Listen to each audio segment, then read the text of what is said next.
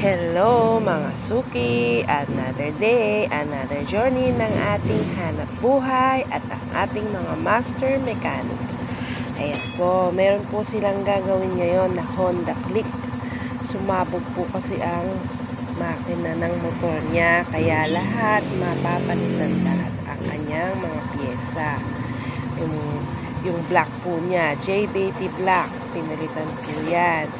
Ang brand po JBT. Tapos yung center spring, ang brand din po ng kanyang center spring ay JBT. Latch spring at saka pulley set. Pulley set niya RS8. Tsaka yung pulley ball. At saka ang project FI valve spring. Tapos yung connecting rod, tapos yung mga bearing. Yung mga bearing niya, original na yung pinalagay niya para nga naman pang matagalan. Tapos yung pinaka ibang pyesa niya, pina-regroove at saka port. O, di po ba? Tapos ayan, meron din siyang mga coolant. Ayan, marami pong pinalitan kasi nakaligtaan po siguro ipa-change oil, yung mga ganyan, ipa-tune up, kaya sumabog, natuyuan po siya ng langis. Kaya yung may mga motor dyan, huwag nyong kakalimutan palagi na ipapa-change oil ang motor nyo dahil kapag natuyuan yan, malaking gastos po yan. Ayan po, binabaklas nila ang mga makina, lahat po kasi yan palitin.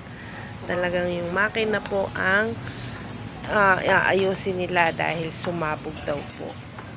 Ayan, kasalukuyan po nagbabaklas ang ating mga master mechanic. Kaya medyo matagal-tagal po nilang ginawa yan. 2 araw nilang ginawa yan. Dahil yung ibang pyesa, itinatakbo po namin sa ibang shop dahil nga po medyo masailan yung paggawa niya. Pinapaport pa po namin. Yung mga piston niya, pinapaayos pa po sa labas. Ganyan po. Ayan, kanyang mga pyesa.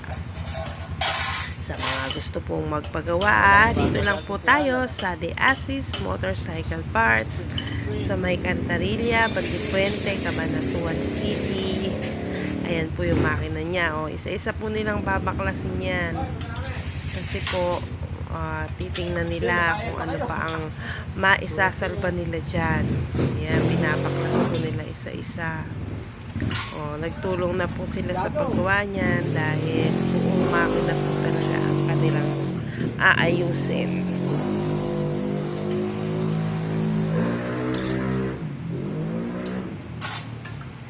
Ayan po, di po ba? Halos maliwala din po ang magbaklas-baklas niyan.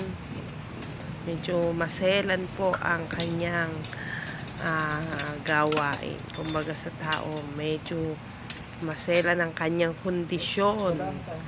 Dahil nga po sumabog po ang kanyang makina.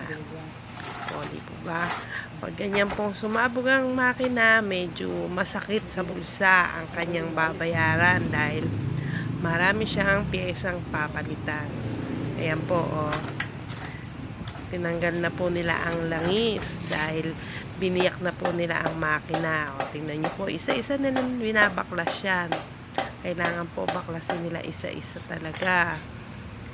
Ganyan po kabusisi ang pag-aayos ng makina. Ayan po, ayan. Tingnan nila kung okay pa po yan. Ano po ba? Bago po nila kuhanan ng pyesa, tinitingnan po muna nila kung alin ang pwede pa at hindi na. Ayan po, ayan na po yung black niya. Papalitin na po ang kanyang black dahil isa po yan sa sumabog. Ayan po, ayan din. Ayan, nilalagay po nila sa box kasi meron din po mga maliliit na pyesa, baka mawaglit, hindi na nila maikakabit ng maayos. Ayan. Ganyan po kaingat ang aming mga master. Talagang sinisinop nila ang mga pyesa-pyesa. Yan po, parang din yan. Parang tao din yan, pinapaliguan po nila. Total na baklas naman na po kasi nila, lilinisin na rin nila yan. Para pag ibinalik nga po nila, malinis na rin yung kanyang makina. Ayan po, oh, busy ang ating mga master. Ayan o, kinikinis-kinis po nila, oh.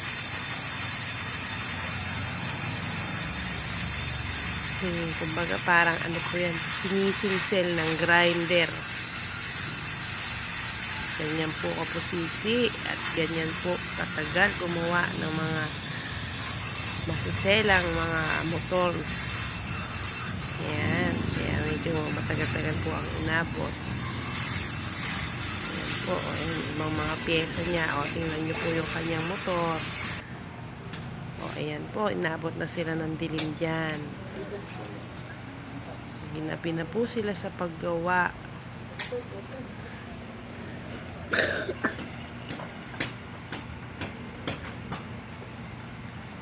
Yan, check din po nila ang gulong kung ano ba, may problema pa. Ayan, yun na nyo naman po, oh. Naka-chop-chop ang kanyang motor. Pero hindi po yan chop-chop na nakaw, ah. Chinap-chop po ang motor niya kasi nga po tinitingnan nilang mabuti kung ano ang sira. Ayan, tapos pag nangyari po niya, pag ano na po yan, pag-combine na po yung mga pyesa para mabuo po ulit motor. Yan, yung nakasama po nila ang may-ari po ng motor. Ayan, dito lang po kayo sa magpagawa mga suki, sa may Diasis Motorcycle Parts, sa may Cantarilla, Pantipuente, Cabanatuan City. Maraming salamat sa inyong mga suki sa pagtangkilik sa aming shop. God bless sa inyong lahat.